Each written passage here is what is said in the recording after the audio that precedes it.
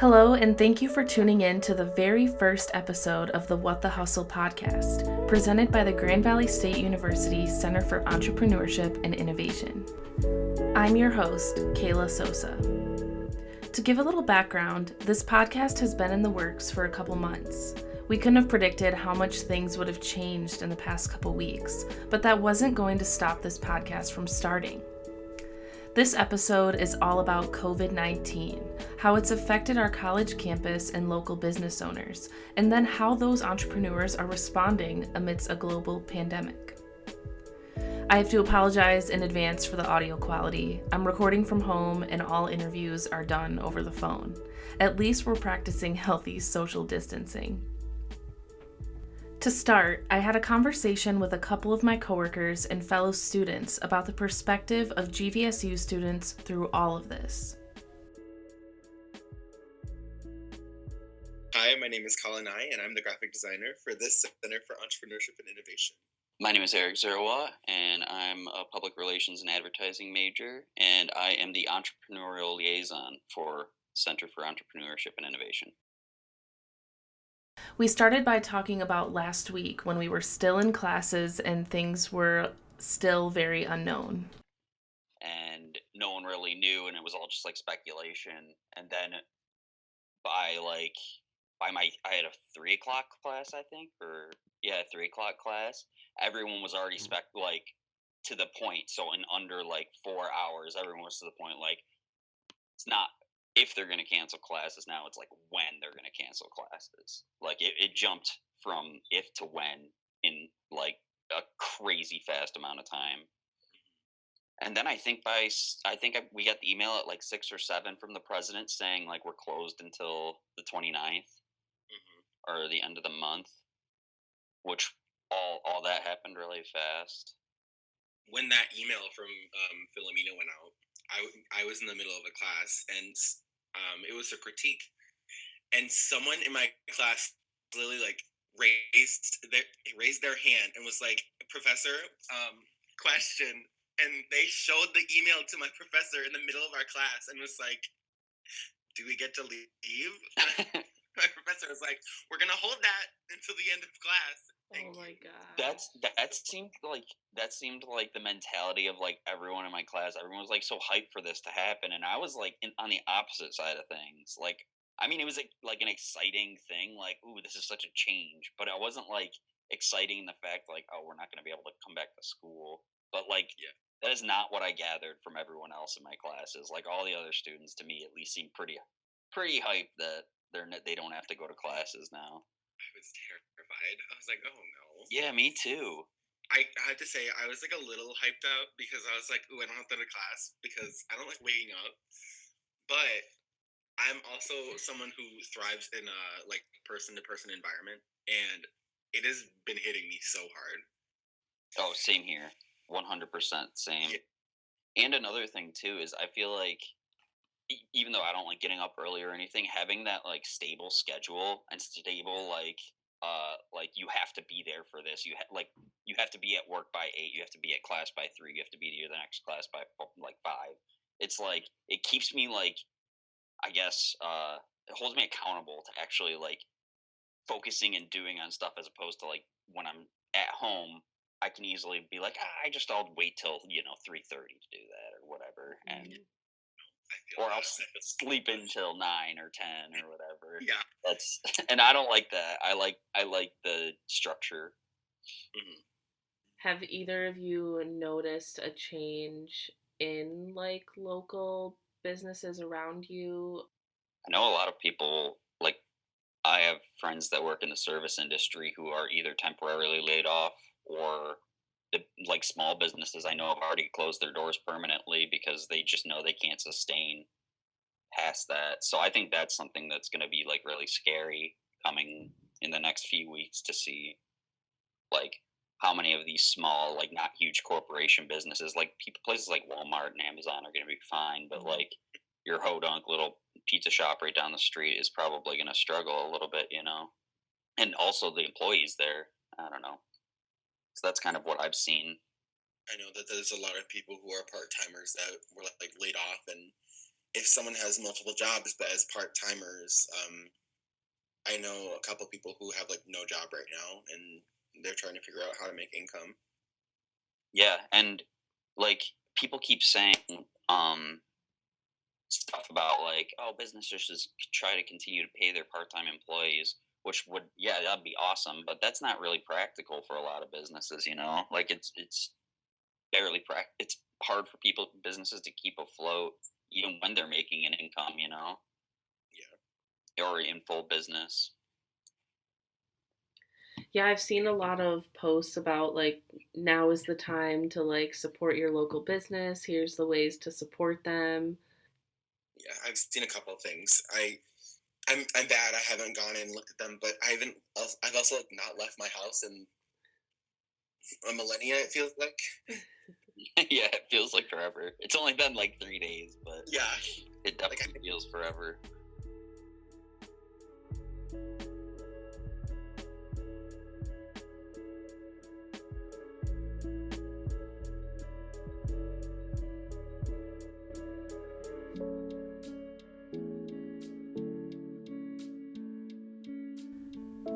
In the next part of this podcast, I speak to several West Michigan small business owners who have all had to react and respond in the last week to COVID-19. We'll start with Vincent Mcintosh, owner of Irie Kitchen. It's a Caribbean restaurant inspired by his family's cooking from Jamaica. He told me about some of the struggles he had starting a business at just 19 years old. Not just any business, but a restaurant, which is a hard industry for anyone to tap into. I always say, like, running a restaurant is the hardest thing to do anyway, you know, add a pandemic, or like just basically impossible. And so, you know, we had to, you know, as soon as everything, you know, started coming out, I was like, oh, this is like in America. And like my team was just like thinking I was being crazy, whatever. And so I was just like coming up with solutions and plans for all this. So as an entrepreneur, I guess I'm a little bit quick to solutions, and you know, we definitely have seen a huge drop in business. I'm not gonna lie, but you know, delivery and takeout, you know, it has been able to keep us somewhat afloat for the week. But no, it's just scary, and for a lot of restaurant people and service industry people, like this is gonna cripple their business. Like you know, I foresee probably a couple more months of this. Either like we're in lockdown or like just slow business time, and you get business in quarters. You know, someone misses their whole second quarter of business, like how do they come back to that, right? And so, like you know, and so to me, I'm afraid. I saw like a stat that 40%, I think, of America, or at least Michigan at least, is like a service industry worker. And so now you have waiters and waitresses and service people and chefs and whatnot who can't feed their families, who can't pay rent. And to me, you know, I get upset and kind of bad about it because it's like scary. You know, it's like these are the hardest working people that you'll run into, right? People work 60, 70 hours a week just to make ends meet. And it's scary that, you know, a virus or, you know, can just like completely change that for them. And but their lives, like the responsibilities don't change. And so, you know, a lot of it for me is like about the people, and it's just like, man, I'm super. I don't know what to do, and so like for me, I'm just trying to make sure my staff is good. We're a small team, so I'll make sure I pay everybody, and finally to make money. But you know, for everybody else, you know, afraid, and I hope that they can find a way. And I saw that you were doing delivery now. That's new right now? Yeah, so so actually, the crazy thing is that we were planning on dropping delivery for the summer. We were like, let's expand, let's do delivery. And so kind of a lot of our plans kind of moved up just because of that. So that was one good thing. And we dropped delivery, and the amount of support we got has been crazy, right? It's been wild. And so right now we're just doing dinner because lunch, it got too crazy for us. We're running low on food, and we didn't know if like our suppliers could supply us. And so I wanted to make it to the end of the week at least, and maybe beginning of next week enough. So we've just been focusing on just doing dinner right now, and that's been amazing. And we just deliver like all over Grand Rapids. You know, I've delivered in Colin about, I mean, it's not really Grand Rapids, but I have a deliver to Holland in about an hour or two. So we're just trying to, people want it, we'll give them. We'll try to get small delivery fee. The range from $6 to $10, nothing too crazy, nothing crazy expensive. But yeah, it's been a ride. Is your menu different right now with just dinner only? No, so we actually keeping the same menu. Okay. All the way out, just because we might next week do specials, but we just know that, if somebody wants curry dough, give them curry dough, right? If somebody wants jerk chicken, give them a jerk chicken, right? So we understand that you're cooped up in the house all day, right? Like a great dinner and something that you've been crazy just makes a lot of sense. Mm-hmm. And just for the sake of the restaurant, I don't want to ever the plate. I kind of want to get in our lane, and so that everyone else can play in their lane as well. So that I don't want to start making sandwiches and cut into a sandwich business, right? Mm-hmm. I'd rather just work for the sandwich company guy because that's what he does and that's what she does. And same thing with us, keeping the real good, authentic food, whatever you make, your theme, whatever. I think it makes a lot of sense for people who are cooped up. When I was cooped up and I wanted something really bad, that's all I want. Mm-hmm. So mm-hmm. For sure. I think people can relate to that. So on your Instagram story, before I messaged you last night, you had said something about you were grateful for all the support that people have given, but you couldn't help but think of the people that aren't able to financially support in the same ways. Yeah.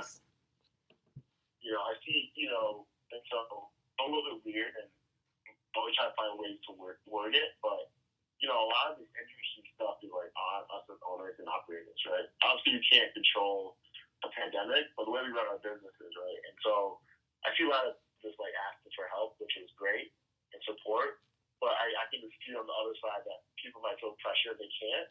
And I wanted to let people know it's totally okay if you can't support financially. It's no pressure at all, right? And when you're on Instagram, on social media, and obviously the big topic, I went through probably about 40, 50 stories of just everyone asking for something, Mm-hmm. And I was like, wow, what if you can't, right? There's the people out of work for 2 weeks. So you were getting laid off, and so I was just like, hey, I like on Facebook, a share, a text, a call, all for me just as much as you purchase a gift card or some food for delivery. And, I can't help, I feel sorry for all these people. I really do. And I just want them to know I understand, and that we'll get through this together. And I appreciate the on Instagram. I feel like a lot of people, I want to support, but I can't. And it's no, don't worry. This is not, we'll find a way. We'll always be solution oriented, and it's not dependent on people that can't do it. Right? Mm-hmm. You have the means, please support, but you don't. We understand it. Totally okay. I think that's smart for owners to do, right? I think it's smart for us to look out for our customers and think about people who patron our businesses,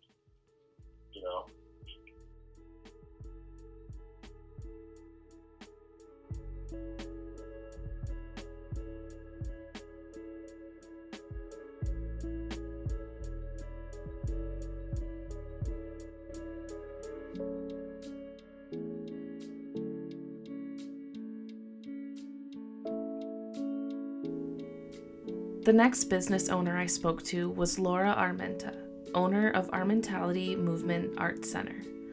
Armenta teaches dance, mobility, and yoga, among many other things. With the restrictions of public gatherings, Armenta said she has been learning how to now put her instruction online.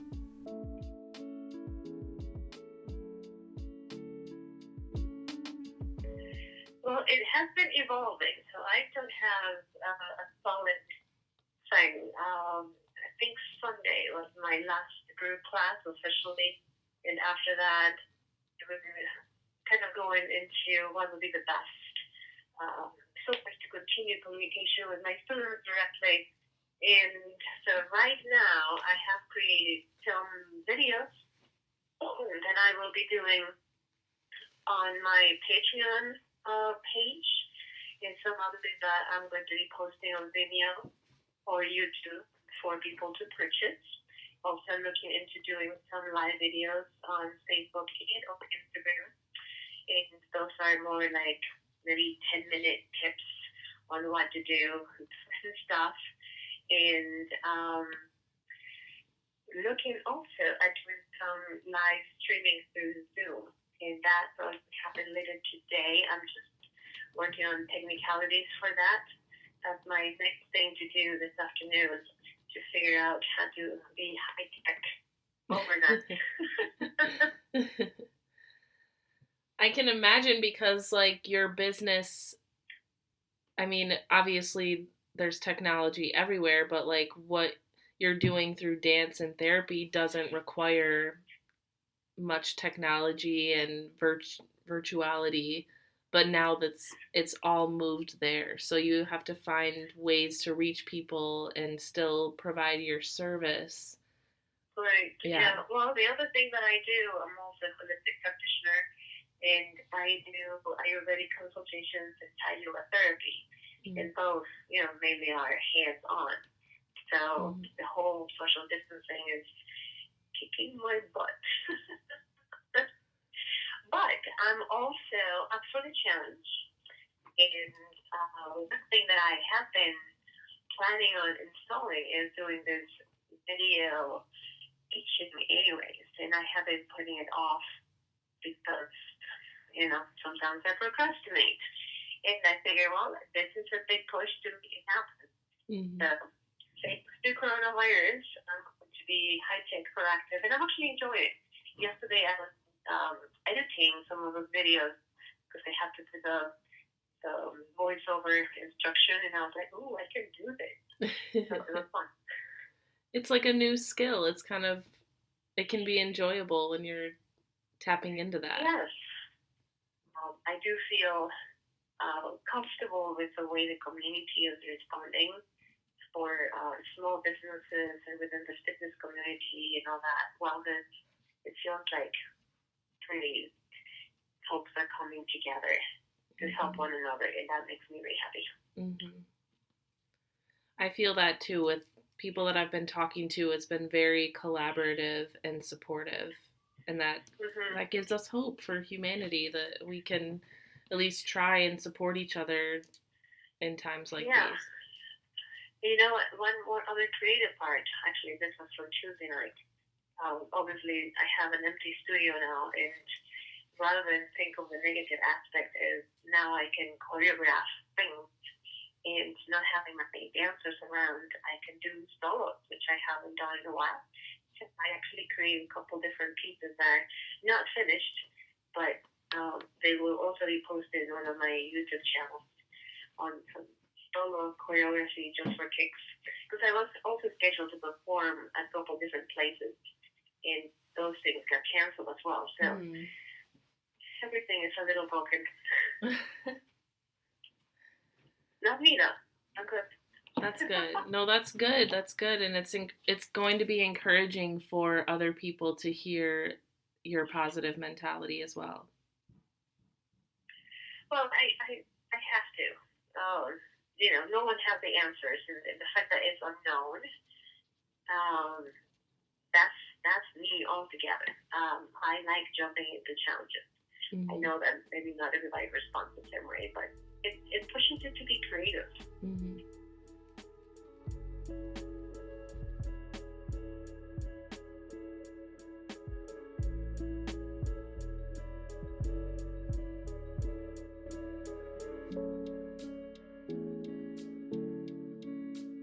Okay, next up is Mallory Malloy, co-owner of Mindset Meals.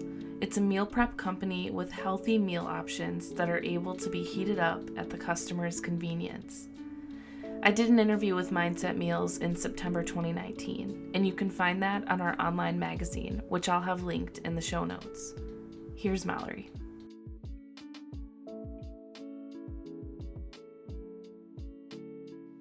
Well, when we first heard about it, we kind of anticipated a spike in our business just because a lot of people weren't able to go outside anymore.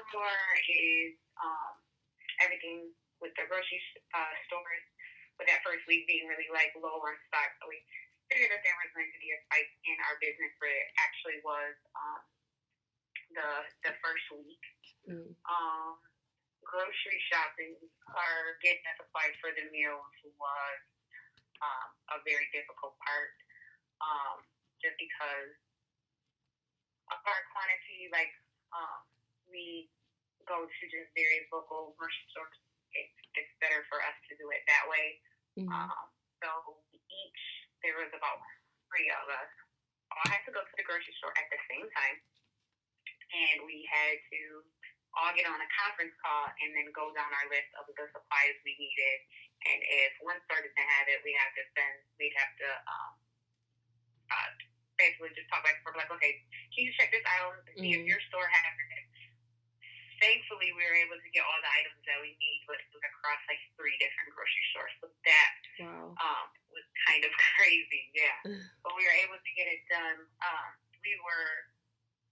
When I went to the grocery store to get like personal supplies, and I seen how like everything was out, like I thought we were going to have to cancel the order and then refund everybody back their money, because I didn't think we were going to be able to get it done, but we did, thankfully. So that was great.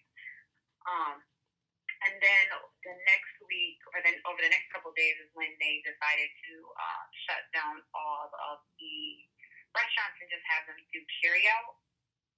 And then a lot of restaurants have been capitalizing on that and still doing like takeout orders, or some restaurants are actually doing like delivery now themselves, not delivery.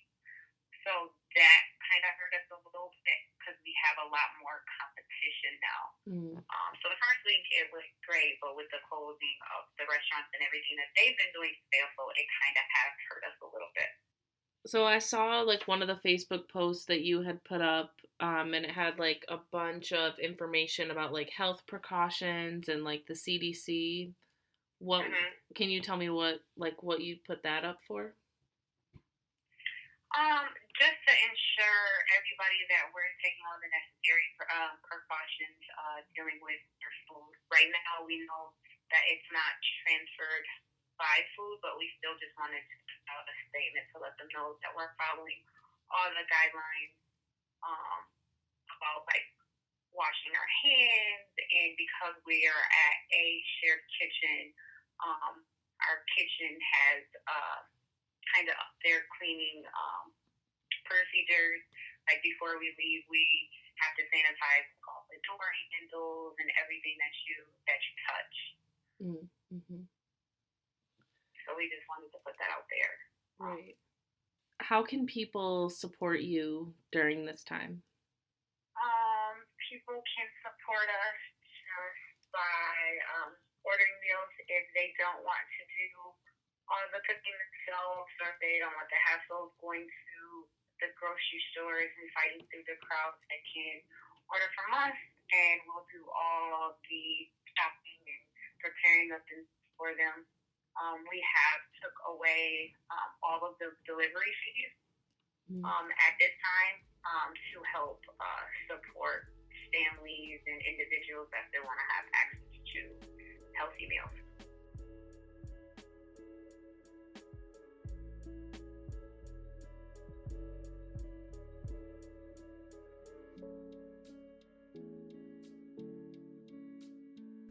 Those were just a few interviews with business owners to start off this podcast.